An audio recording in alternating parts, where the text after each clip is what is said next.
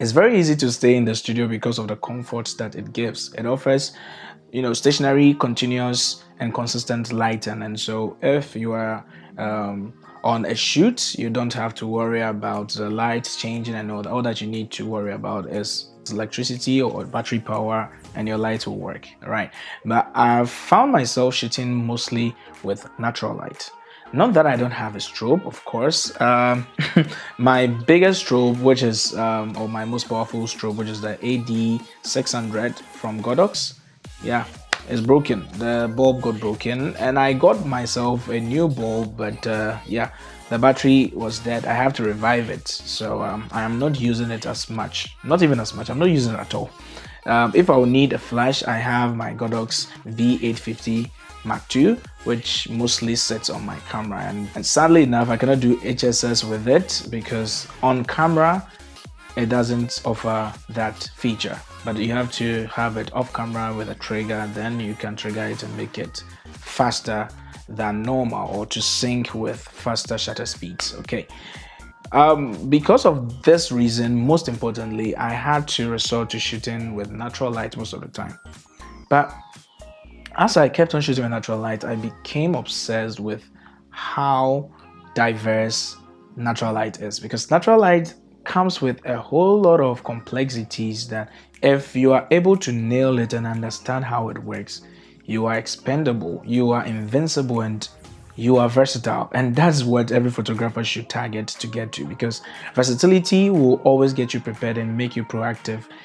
No matter what circumstance that you find yourself, no matter what situation that you may find yourself in, be it any inconvenience of having your flash break or something like that, as long as there's light available from the sun, you can still go ahead and grab images, and of course they are going to come out great because you understand the fundamentals of lighting when it comes to using natural light. Natural light is very dynamic. Trust me, it's very difficult because you have to conform to the new changes or the dynamic nature that it yields. So if you are gonna go out, of course, as a beginner photographer, you are definitely going to start off with just your camera and your lens. Probably you haven't purchased a flash before, you don't own one, or you don't have anyone who could offer a flash to you, but you're basically starting from the ground. You are definitely going to have to resort to natural light and shoot during the day when the sun is available. So if that's the case, you are going to have to conform to all the complexities that the sun offers or comes with. So if you're going to have to shoot under the shade to find comfort for your subject, or you're going to shoot right under the sun for more contrast and all that, it all depends on you. But you have to know or bear in mind that anytime that the sun changes in intensity, because as a photographer, if you're starting, you are advised to shoot in manual mode most of the time, you're going to have to change your settings as continuous as possible.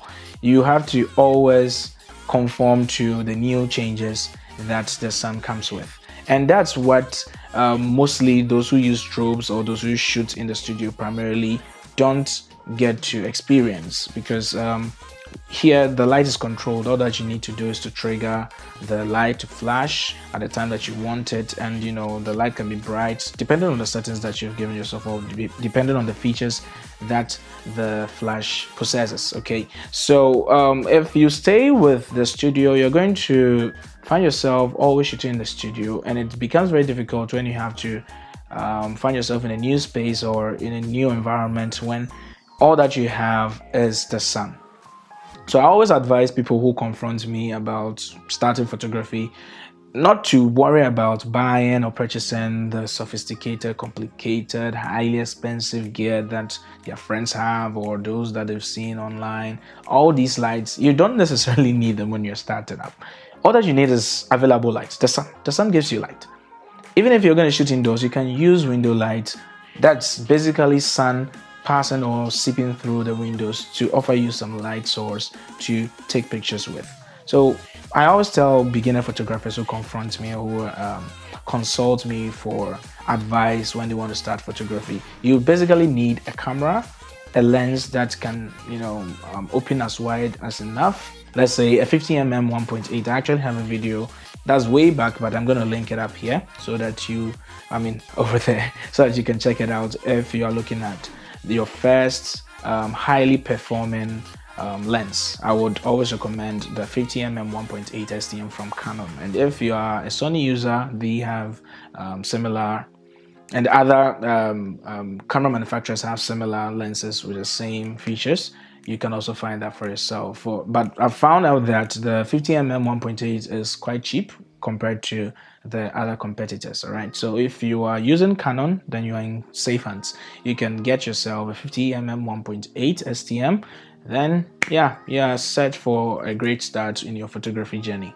So basically, I always want to get photographers to not, dish out or ditch studio photography altogether. No, you can do that. You can go ahead and use strobes. In fact, sometimes you can mix up natural light with artificial lighting, but that's not what I'm talking about in this video. I'm gonna do that in another video, but for now, to my beginners, actually, you are the focus right now in this video.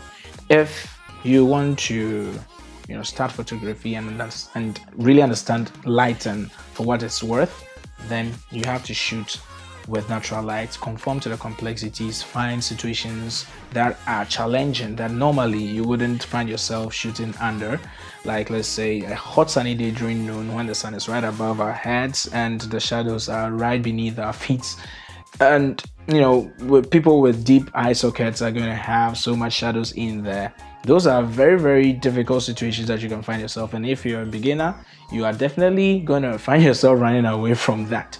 But my advice to you is that you should see every circumstance when it comes to lighting, quality and quantity as a different scenario that you can use or you can harness to create something unique, different from what you usually take. So if you are if you find yourself always shooting under the shade where the light is all flat and all flattering, in quotes, step out of the shade, shoot under harsh lighting conditions like 12 o'clock noon to 1 to 2.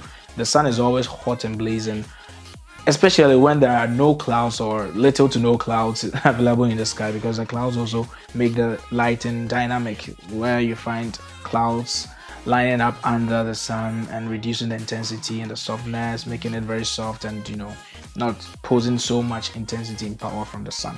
But shoot under situations where the sky is clear, when the sun is blazing hot around noon. Take photographs, try your hands on a whole lot of things and understand how light works and why light affects subjects in that particular manner that normally you don't see flattering, and see every situation, as I said before, as a new scenario that you can learn something from. So basically, that's why I normally shoot with natural light, because first of all, I've lost my flash.